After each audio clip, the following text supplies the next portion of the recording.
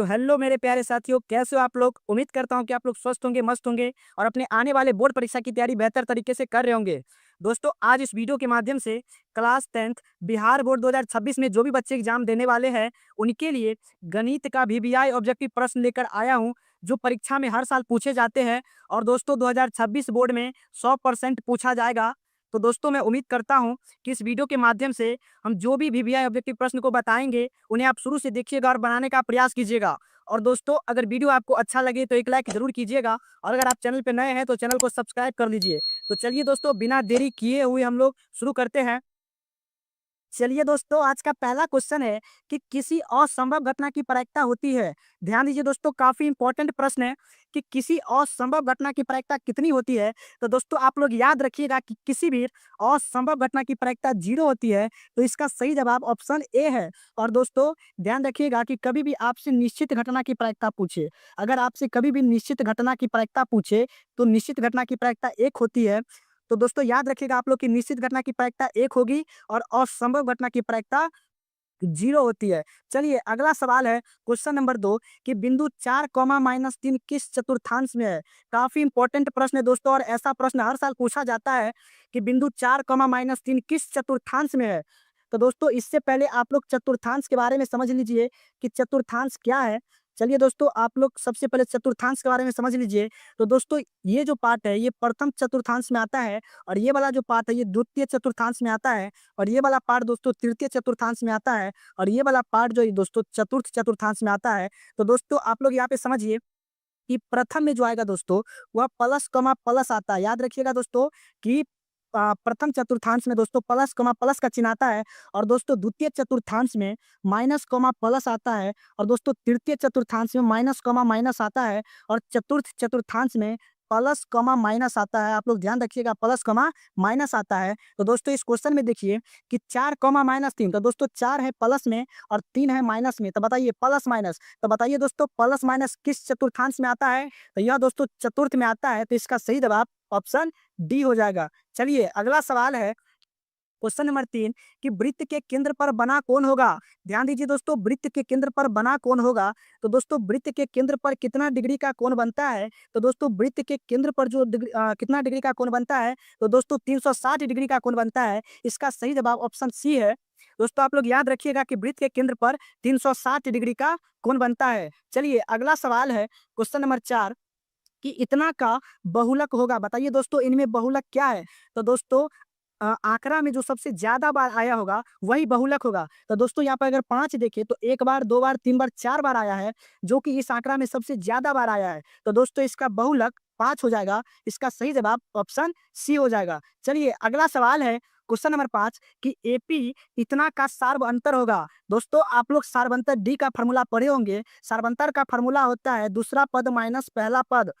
तो दोस्तों, इस एपी में आप लोग देखिए जो 4 है यह पहला पद है, तो यहाँ पे A1 4 हो जाएगा दोस्तों। और यहाँ पे जो 10 है ये दूसरा पद है। तो बताइए दूसरा पद कितना है, 10 है। तो दोस्तों, सार्वंतर निकालने के लिए हम लोग फॉर्मूला जानते हैं कि दूसरा पद माइनस पहला पद। तो दूसरा पद यहाँ पर 10 है और पहला पद यहाँ पर 4 है। तो बताइए दोस्तों, 10 में से 4 जाएगा तो 6। तो सार्वंतर कितना आ गया दोस्तों, 6। तो इसका सही जवाब ऑप्शन बी है। दोस्तों, इस वीडियो के माध्यम से हम जितने भी क्वेश्चंस कर रहे हैं वो 2026 बोर्ड के लिए काफी इंपॉर्टेंट है। तो आप लोग अंत तक जरूर देखिएगा। चलिए, अगला सवाल है क्वेश्चन नंबर 6 कि 1 + tan स्क्वायर थीटा बराबर है। दोस्तों, आप लोग ध्यान रखिएगा कि 1 + tan स्क्वायर थीटा का जो मान होता है वह सेक स्क्वायर थीटा होता है। आप लोग याद रखिएगा कि 1 + tan स्क्वायर थीटा बराबर जो होता है वह सेक स्क्वायर थीटा होता है। तो इसका सही जवाब ऑप्शन ए है। चलिए, अगला सवाल है क्वेश्चन नंबर 7 कि द्विघात समीकरण x² + 2x - 3 के मूलों का योग का मान होगा। दोस्तों, आप लोग पढ़े होंगे मूलों का योग अल्फा प्लस बीटा जो होता है दोस्तों वह -b/a होता है। तो दोस्तों, यहाँ पे देखिए हम इसको निकालेंगे मूलों का योग। तो यहाँ पे जो x² के साथ होता है वह a का मान हो जाता है। तो बताइए x² के साथ नहीं कुछ है तो 1 होगा दोस्तों। तो a का मान यहाँ पे 1 है। जो x के साथ होता है दोस्तों वह यहाँ पे b का मान होता है। तो x के साथ 2 है तो यहाँ पे जो b का मान होगा वह 2 होगा और जो यहाँ पे रहता है दोस्तों वह c का मान होता है। तो बताइए c का मान -3 है। -3 है। तो दोस्तों बताइए मूलों का योग का फ़ॉर्मूला होता है -b/a। तो फ़ॉर्मूला में क्या है? तो दोस्तों माइनस है तो माइनस, अब b का मान कितना है? 2 है तो 2, और नीचे में कितना है दोस्तों? a का मान कितना है? 1, तो 1 रखेंगे। बताइए दोस्तों आप लोग -2/1, तो -2/1 जो है वह -2 हो जाएगा। तो इसका सही जवाब ऑप्शन ए है। चलिए अगला सवाल है क्वेश्चन नंबर 8 कि चरों को आरोही या अवरोही क्रम में रखने पर बीच वाले चर का मान कहलाएगा। बताइए दोस्तों अगर हम चर को बढ़ते क्रम या घटते क्रम में सजाते हैं और जो बीच वाला जो मान होता है दोस्तों वह क्या निकल के आता है? तो वह माध्यिका निकल के आता है। इसका सही जवाब ऑप्शन बी है। चलिए अगला सवाल है क्वेश्चन नंबर 9 कि √5 एक संख्या है। बताइए दोस्तों कि √5 एक अपरिमेय संख्या है, सॉरी परिमेय संख्या है कि अपरिमेय संख्या है कि पूर्णांक संख्या है कि प्राकृतिक संख्या है? तो दोस्तों √5 जो है वह अपरिमेय संख्या है, क्योंकि दोस्तों इसमें से जो है 5 बाहर नहीं निकल पाएगा, इसलिए ये क्या है दोस्तों? अपरिमेय संख्या है। चलिए अगला सवाल है क्वेश्चन नंबर 10 कि निश्चित घटना की प्रायिकता होती है।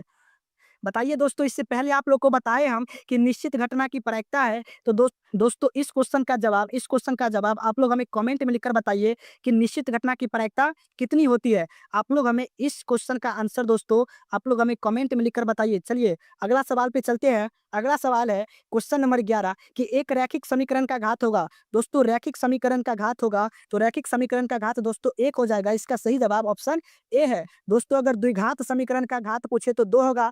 दोस्तों द्विघात समीकरण का घात अगर पूछे तो 2 हो जाएगा। द्विघात समीकरण का घात 2 होगा, और दोस्तों त्रिघात समीकरण का घात पूछे तो 3 होगा। लेकिन दोस्तों रैखिक का मतलब 1 होता है, तो रैखिक समीकरण का घात बोले तो 1 हो जाएगा। चलिए अगला सवाल है क्वेश्चन नंबर 12 कि tan π/2 का मान होगा। दोस्तों आप लोग याद रख लीजिएगा कि पाई का मान जो डिग्री में होता है दोस्तों वह 180 डिग्री होता है। तो यहाँ पे tan π/2 बताइए tan π/2, तो चलिए मान रखिएगा दोस्तों कि tan तो tan और इसके बाद पाई का मान 180/2 काटिएगा दोस्तों इसको तो 90 डिग्री आ जाएगा। तो आप लोग बताइए दोस्तों कि tan 90 डिग्री का मान क्या होता है? तो दोस्तों अपरिभाषित होता है। तो इसका सही जवाब ऑप्शन डी हो जाएगा। चलिए दोस्तों अगला सवाल है क्वेश्चन नंबर 13 कि दो परिमेय संख्या के बीच कितनी परिमेय संख्या हो सकती है? बताइए दोस्तों कि दो परिमेय संख्या के बीच कितनी परिमेय संख्या हो सकती है? तो दोस्तों आप लोग याद रख लीजिएगा कि दो परिमेय संख्या के बीच हम लोग अनंत परिमेय संख्या निकाल सकते हैं। तो इसका सही जवाब ऑप्शन डी है। चलिए अगला सवाल है दोस्तों कि किसी बारंबारता का बहुलक होता है। तो दोस्तों जो आंकड़ा में जो सबसे ज्यादा बार आएगा वही बहुलक होगा। मतलब इसका सही जवाब ऑप्शन सी है। जो अधिकतम बारंबारता मान जिसका जितना अधिकतम बारंबारता मान होगा, जो सबसे जिसका अधिक बारंबारता होगा वही बहुलक का मान होगा। इसका सही जवाब ऑप्शन सी है। चलिए अगला सवाल है क्वेश्चन नंबर 15 कि यदि ई कोई घटना हो तब प्रायिकता हाँ प्लस प्रायिकता ना का मान होगा। दोस्तों आप लोग याद रख लीजिएगा कि प्रायिकता हाँ प्लस प्रायिकता ना का जो मान होता है दोस्तों इसे हम लोग बोलते हैं दोस्तों प्रायिकता हाँ, और इसे बोलते हैं प्रायिकता ना। तो दोस्तों प्रायिकता हाँ प्लस प्रायिकता ना का जो मान होता है दोस्तों वह 1 के बराबर होता है। तो इसका सही जवाब ऑप्शन बी हो जाएगा। चलिए अगला सवाल है दोस्तों क्वेश्चन नंबर 16 कि द्विघात समीकरण 2x यहाँ पे स्क्वायर होगा दोस्तों। द्विघात समीकरण 2x² - 4x + 3 बराबर 0 का विवेचक होगा। दोस्तों आप लोग विवेचक का फॉर्मूला पढ़े होंगे, d बराबर b² - 4ac पढ़े होंगे दोस्तों। तो चलिए यहाँ पे जो x² के साथ होता है वह a का मान होता है। तो बताइए दोस्तों यहाँ पे a का मान कितना है? तो 2 है, और जो x के साथ होता है दोस्तों वह b का मान होता है। तो बताइए b का मान कितना है? तो माइनस में 4 है, और यहाँ पे जो होता है दोस्तों c का मान, तो बताइए c का मान कितना है? 3 है। अब मान रखिए दोस्तों, चलिए b का स्क्वायर, b है -4, तो चलिए -4 का स्क्वायर होगा -4 गुना a का मान कितना है दोस्तों? तो a का मान जो यहाँ पे है वो 2 है, और c का मान 3 है। तो चलिए दोस्तों -4 का स्क्वायर कर लेंगे हम, तो -4 का स्क्वायर कितना होगा? तो -4 गुना -4, दोस्तों माइनस से माइनस कैंसिल हो जाएगा तो 16 आ जाएगा। चलिए यहाँ पे आ गया कितना? 16 -4 दूना 8, 8 त्रिक 24, चलिए गुना करके 24। अब बताइए दोस्तों कि हम लोग 24 में से 16 घटाएंगे तो कितना आ जाएगा दोस्तों? तो 8 होगा। और दोस्तों जिसमें से हम घटाए हैं वह क्या है? तो माइनस में है, तो माइनस में आंसर आ जाएगा। चलिए इसका सही जवाब ऑप्शन सी है। चलिए दोस्तों हम लोग अगला सवाल पे चलते हैं। अगला सवाल है क्वेश्चन नंबर 17 कि वृत्त के सबसे बड़ी जीवा होती है। तो दोस्तों वृत्त के जो सबसे बड़ी जीवा कहलाती है वह व्यास कहलाती है। इसका सही जवाब ऑप्शन सी है। चलिए अगला सवाल है दोस्तों क्वेश्चन नंबर 18 कि 13 और 19 के बीच समांतर माध्य है। तो दोस्तों माध्य हम लोग कैसे निकालते हैं? जो संख्या है उसको जोड़ दीजिए। चलिए हम दोनों संख्या को जोड़ के और 2 से डिवाइड कर देंगे। तो चलिए दोस्तों 13 और 19 को ऐड करेंगे तो कितना होगा? तो बताइए दोस्तों 9 3 12 के 2, हाथ में 1 और 1 का 1 2 और 1 3, 32, 32 बाय 2 और जब इसको काटिएगा तो 16 आएगा दोस्तों। तो बताइए दोस्तों इसका माध्य जो है, इसका जो माध्य हम लोग समांतर जो माध्य निकाले दोस्तों कितना है? 16 है। तो इसका सही जवाब ऑप्शन बी है। चलिए अगला क्वेश्चन है, क्वेश्चन नंबर 19 कि बिंदु 6, -5 का x नियामक है। बताइए दोस्तों इस बिंदु में x का नियामक क्या है? तो दोस्तों यहाँ पर जो पहला वाला होगा ये x का नियामक होगा और ये जो